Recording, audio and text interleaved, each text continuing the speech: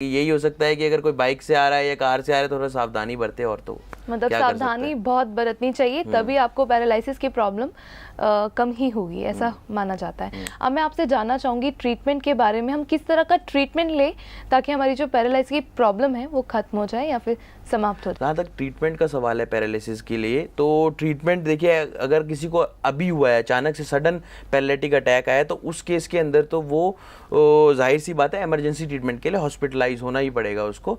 Hospital में कुछ दवाइयाँ दी जाएंगी, स्ट्रोक अगर है किसी को तो ब्लड थिनिंग मेडिसिन दी जाएगी, तो उससे काफ़ी हद तक उसको रिलीफ हो जाएगा। फ्लूइड रिहाइड्रेट करेंगे उसको, थोड़ा फ्लूइड देना पड़ता है उस केस के अंदर, तो हॉस्पिटल की जो इमरजेंसी ट्रीटमेंट रहती है वो चलेंगी। उसके बाद कितना इंप्रूवमेंट हुआ वो देखना, एनालाइज करना पेशेंट के ऊपर है कि अब मेरे शरीर में क्या क्या प्रॉब्लमें रह गई हैं। उसका लिए मैंने देखा है पेशेंट साल दर साल एलोपैथिक मेडिसिन खाता रहता है या दूसरी ट्रीटमेंट लेता रहता है, रिजल्ट ओरिएंटेड नहीं रहता है। और बीमारी जितनी ज़्यादा पैरालिसिस के अंदर बढ़ती है, जितना समय ज़्यादा होता जाता है, उतनी ही ये बीमारी हील होना, कम्प्लीटली ठीक होना मुश्किल हो जाती है।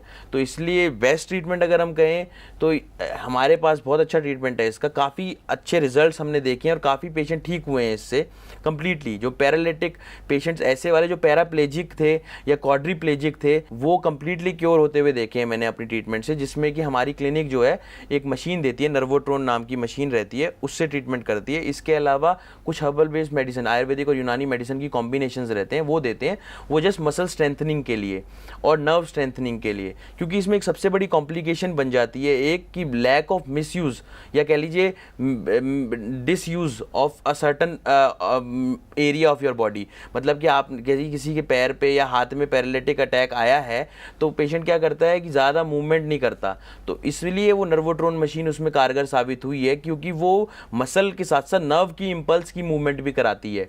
तो नर्व और इम्पल्स और मसल इम्पल्स की मूवमेंट जब होने लगेगी, नर्व्स को भी स्टिमुलेशन मिलेगा, मसल्स को भी स्टिमुलेशन मिलेगा, तो जाहिर सी बात है उस एरिया में मसल ग्रोथ होएगी।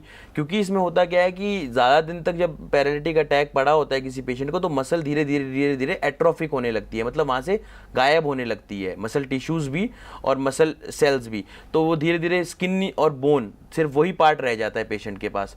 तो उसको ना होने को, उस कंडीशन को रोकने के लिए वो मशीन बहुत कारगर है। एक तो वो मसल स्टिमुलेशन भी करती है और नर्व स्टिमुलेशन भी करती है।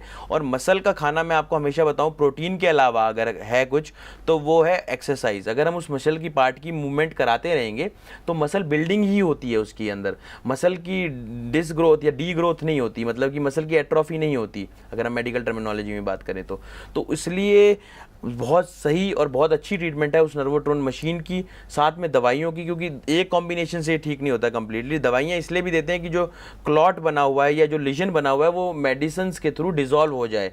और एलोपैथी में इस तरह की कोई मेडिसिन नहीं है जो वर्क करती है लीजन के ऊपर, ब्रेन में क्रिएटेड लीजन के ऊपर। आइदर तो सर्जरी है, उसके अलावा कुछ नहीं। तो उस केस के अंदर ये मेडिसिन बहुत अच्छा रिजल्ट देती हैं। तो बेस्ट ट्रीटमेंट मैं कहूँगा हमारे पास इसके लिए मौजूद है, और जो कि पेशेंट को रिजल्ट ओरिएंटेड जल्दी ही दिखाएगी। इसमें पेशेंस तो देखिए चाहिए, क्योंकि आपकी बीमारी बहुत पुरानी हो गई। कई बार होता है कि पेशेंट को 2-2 साल हो चुके हैं, मगर वो सोचता है कि 1 महीने में ही बहुत सारा आराम हो जाए, तो वैसा नहीं होता।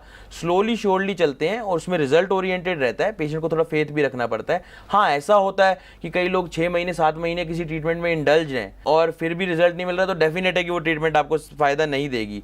मगर अगर हम बात करें एक प्रॉपर ट्रीटमेंट की, तो हमारी ट्रीटमेंट आपको right from the first month result oriented रहेगी, रिजल्ट देगी और पेशेंट की बॉडी मूवमेंट डेफिनेटली वापस आएगी। यानी कि डॉक्टर हिमांशु, पेशेंस रखना बहुत ज़रूरी है, तभी हम पॉजिटिव रिजल्ट पा सकेंगे। अब मैं आपसे जानना चाहूँगी डाइट के बारे में, किस तरह की हमें डाइट लेनी चाहिए जब पैरालाइज की प्रॉब्लम क्रिएट हो जाती है। तो सबसे ज़रूरी बात यह है कि डाइट इन्वॉल्वमेंट के साथ साथ एक मिसकंसेप्शन भी है। पेशेंट क्या करता है कि मूवमेंट बॉडी की सोचता है कि ऐसे ही धीरे धीरे आ जाएगी टाइम के साथ, तो वो एक करेक्ट करना बहुत ज़रूरी है डाइट के साथ साथ। तो वो एक करेक्शन ये है कि अगर उस पार्ट का मूवमेंट नहीं होगा तो वो मसल एट्रोफी होकर वो बॉडी का पार्ट बिल्कुल छोटा हो जाएगा, मतलब पतला। जैसे आपने कई लोगों में देखा पोलियो की कंडीशन बन जाती है, तो वो पोलियो पैरालिटिक वाली कंडीशन में पहुंच जाता है। तो इसलिए मूवमेंट बॉडी का ज़रूरी है, चाहे वो किस तरह से भी हो। ये ना हो कि पेशेंट की विल के अगेंस्ट मूवमेंट कराएं बॉडी का।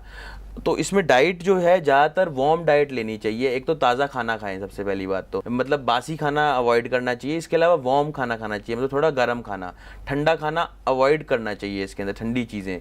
इसके अलावा अगर हम बात करें वेजिटेबल्स में, तो जनरली सारी वेजिटेबल्स कोई भी खा सकते हैं। इसमें राइस और वीट दोनों चीज़ें खा सकते हैं। राइस लोग कई मना करते हैं, कहते हैं कि राइस नहीं लेनी चाहिए क्योंकि गैस्ट्रिक ट्रबल क्रिएट करती है, मगर ऐसा नहीं है। माइल्ड राइस ले सकते हैं, थोड़ा बहुत ले सकते हैं, that is in day time, night time में अवॉइड करें। इसके अलावा वीट के अलावा अगर जो चीज़ें नहीं खानी होती उसमें बार्ले है, मैलेट है, ज्वार आपका राई है, तो मैलेट हो गई, बार्ले हो गई, राई हो गया, ये चीज़ें अवॉइड करनी चाहिए। ठंडी चीज़ें अवॉइड करनी चाहिए जैसे मैंने आपको बताया पहले भी। इसके अलावा एस्परेगस हो गया, बीट हो गया, इवन आपका अगर कैरेट हो गई, ये सब चीज़ें ली जा सकती हैं, बहुत अच्छा रिजल्ट देती हैं। इसके अलावा नट्स, चाहे वो आपकी पीनट्स हो गई, ग्राउंड नट हो गई, कैशू नट हो गए, ये नट्स बहुत ज़्यादा इफेक्टिव रिजल्ट देते हैं पैरालिसिस में, तो नट्स भी ले सकते हैं ये खाने के अंदर। तो ये कुछ चीज़ें हैं जो ये ले सकते हैं पेशेंट। बाकी दूध दही वो सब तो ले ही सकते हैं, कोई प्रॉब्लम वाली बात ही नहीं है। जो कैल्शियम कंटेंट में हाई होगी डेफिनेटली वो बॉडी में भी स्ट्रेंथ देगी ही देगी। तो मेन जो प्रमुख चीज़ें जिनको मनाई है वो यही है जो मैंने आपको बताई। डॉक्टर हिमांशु, आप अपना कीमती समय निकालकर हमारे स्टूडियो में आए, पैरालिसिस के ऊपर इतनी अच्छी जानकारी दी और आपने ये भी बताया कि हाँ कहीं ना कहीं इसका ट्रीटमेंट संभव है। इसके लिए आपका बहुत बहुत शुक्रिया। Thank you. दर्शकों, वक्त हो गया है आपसे विदा लेने का। फिर मुलाकात होगी हेल्थ मैक्स के नेक्स्ट एपिसोड में। नमस्कार। हेल्थ मैक्स क्लिनिक, हमारा पता है doctor Raghav's Health Max clinic, B328 sector 8 Dwarka, New Delhi 110077। हमारे फोन नंबर्स हैं 011-4527-2222 और 09873646272। हमारा ईमेल आईडी है healthmaxclinic@gmail.com।